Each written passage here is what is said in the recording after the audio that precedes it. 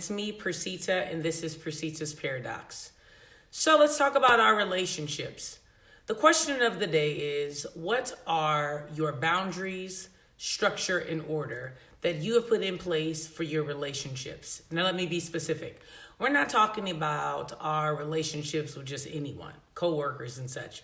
We're actually talking about the relationships you have with the influential people in your personal life, your family, your close friends, your people that you tell your innermost secrets with and to, your children, things of that sort. What exactly would you say your order, structure, and boundaries are with those people? I talk about that today because I think it's very complicated sometimes to recognize that most of our relationship conflicts, especially those amongst people we love, are based on the premise that we just do not have those three things in place. Boundaries are something that are very hard to differentiate, especially if you're talking about your relationship with your parents or your spouse, because at some point those names, those titles of what we have to give our family members and friends that we consider family members are very problematic in what most feel like should come first and prioritize in your life. I mean, let's be honest. My mother, love her to pieces, but it is super complicated for me to develop a boundary system with her that I would not feel as if necessarily would be disrespectful or out of place or out of turn, because let's be honest, she's my mother. So being that she's my mother, you put her in a position that would actually completely supersede everyone else. And of course, a lot of that is true. But what happens if the person that you are putting in that place, on that pedestal, is actually detrimental to your growth? Now, I'm not saying that my mother is detrimental to my growth. I'm using her as an example. But what I am saying is that a lot of the times that when we're trying to actually develop boundaries and structure and order in our personal, really intimately personal relationships, we fall susceptible more to the expectation of what that person should be doing to develop the order, structure, and boundary, more so we do to what they're actually capable of. Now, you might say, well, what exactly do you mean? Well, if I'm talking to my mother about something dealing with 2018 and all of its technology and all of its derivatives thereof, there's absolutely no way an 80-year-old can actually walk me through that. Now, that does not mean that her wisdom is not suitable for what it's suitable for. Now, I'm not saying that, of course, her knowledge and her wisdom does not come in handy in other places and other things and decisions in my life. But what I am saying is that I had to understand when she would be a priority and work in order for what I need in regards to her responding or having some type of an input in my life. So that boundary meant that I can't really call her for technology-based things. But the expectation, being that she's my mother, is to always know everything.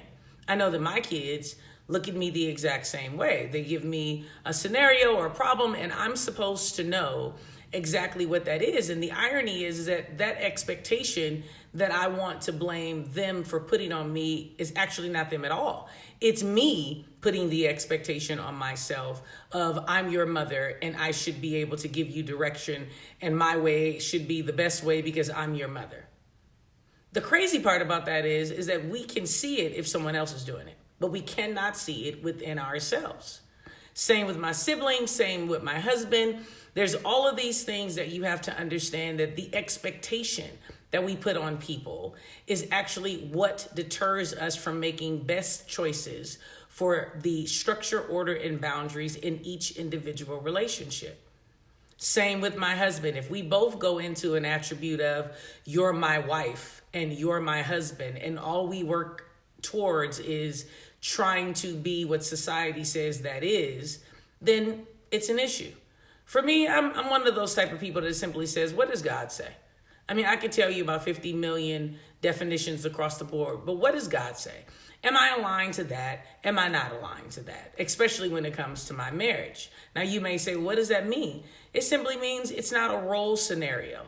I don't need to say that I don't wash dishes because that makes me feel subordinate to you, so you need to do it so that I feel better about myself. I say, what am I good at in this relationship?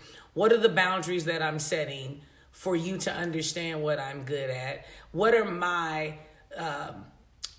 expectations for that? What exactly is the structure that we're going to build the best foundation for what we want to do? And what order are we going to put all of our priorities in?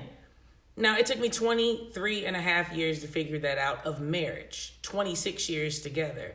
But what I learned is that we really do have a thing of trying to tell ourselves what we think people should be based on what our expectations are that aren't really our own expectations. It's based on what society has told us the expectation should be. Usually not even your spiritual belief. Using the example with my children, as I've already touched on, you want to be the person they come to ask everything. But here's what I found out. First off, my children talk to a manner where sometimes I can just tune out. I don't know how many parents are listening, but truthfully for me, I can literally just tune out listening to them talk because I have no idea what they're talking about. There's so many different aspects of how people under 21 in particular can move and function in life, what they're exposed to, how they're exposed. There's absolutely no way to keep up. So usually when they're holding a conversation with me, I am none the wiser as to what's happening. But what I've learned is that sometimes all they need is a listening ear. If I can interject, I will. If I can assist, I will. But I don't want to be a helicopter parent. I don't want to be an enabler. And I don't want to lose myself so much that I then want to run their lives to try to fix something in my own. So my boundaries have been that I have to allow them space to fail. Fail forward, but to fail. I also have to identify that I'm not your friend. There's my structure. No matter how cool we are not friends. You're not my friend until you can completely move out, get off of my, I like to call payroll, a liability sheet, and you're able to bring something back to me tangible. Now, some people may say, oh, Procedure, that's terrible. So you're telling me that you're not going to be friends with your kids? No, I'm not going to be friends with my kids. And for me, that doesn't mean that we're not open and have friendly conversation. But what it does mean is there's a certain structure and order that will always be in place no matter what. Now, that may sound strange to a lot of people, but for me, until you're able to live on your own and exercise some of the things that you have learned in my household, it seems ridiculous to me to be in a place where I need to worry about giving my kids a voice. Do I listen to them? Yes, as you heard me say before, they will talk until Jesus comes through. But I find it difficult to look at a 19-year-old, a 17-year-old, a 9-year-old and say, what do you want to be in life? I know some 47, 52, 60-year-olds who are still trying to identify what they want to be in life. So if you understand what I'm saying, there's absolutely no reason for me to put them in a position of we're equal, because there's just no way to ever be equal. Typically, your mentor remains your mentor, regardless of how strong you become as their prodigy. They're always 6 steps in front of you because that's what a mentor is. Now, is there a time where you can actually exceed your mentor? Of course, because in life, there's going to be different mentors on different levels. But my stance is my kids have not gotten to that place yet. Therefore, that's not something that I have to deal with. Now, when I get to that point, praise God, the goal is for them to actually exceed anything that I have ever done. But until then, I am not going to give them that leeway so that the order, structure, and boundaries are off. And I'm not equipping them with the information, structure, order, boundaries that they need in order to build their own in their future and in their lives with their other loved ones, be it their wife or children, etc. So today, let's affirm. What we are affirming is going to be different for every person. So my affirmation is, in order for me to exceed all of my personal expectations of myself, I have to recognize that all of my relationships, including the most crucial, critical one, being my family members, my mother, my husband, my siblings, my children, I must be willing to make the hard choices and build order, structure, and boundaries for each individual group of people. That is crucial to my outcome. Now, your affirmation may be a little different, but I propose to you today that it is crucial that you actually set one up.